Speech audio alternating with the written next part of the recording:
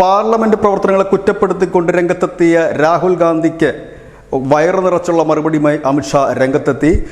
രാഹുൽ ഗാന്ധി പറഞ്ഞത് പ്രതിപക്ഷങ്ങളെ സംസാരിക്കാൻ അനുവദിക്കുന്നില്ല, പ്രതിപക്ഷ നേതാക്കൾ സംസാരിക്കാൻ എഴുന്നേൽക്കുമ്പോൾ തന്നെ മൈക്ക് മ്യൂട്ട് ചെയ്യുന്നു എന്നാണ്. അതിന് മറുപടിയുമായി അമിത്ഷാ രംഗത്തെത്തി. അമിത്ഷാ ടൈംസ് നൗ 2025 സബ്മിറ്റിൽ പങ്കെടുത്തുകൊണ്ട് അമിത്ഷാ പറഞ്ഞത്, ഇത് ഒരു കുടുംബമല്ല, ഒരു കുടുംബത്തിലോ പാർട്ടിയിലോ ആർക്കും എപ്പോഴും സംസാരിക്കാൻ കഴിയും, പക്ഷേ ഇതൊരു സഭയാണ്, ഇവിടെ ചില നിയമങ്ങളും ചട്ടക്കൂടുകളും ഉണ്ട്, അതനുസരിച്ച് മാത്രമേ ഏതൊരു വ്യക്തിക്കും സംസാരിക്കാൻ കഴിയുകയുള്ളൂ. രാഹുൽ ഗാന്ധിക്ക് സംസാരിക്കാൻ തന്ന സമയങ്ങളിലൊക്കെ വിയറ്റ്നാമിൽ കറങ്ങി നടക്കുകയായിരുന്നു.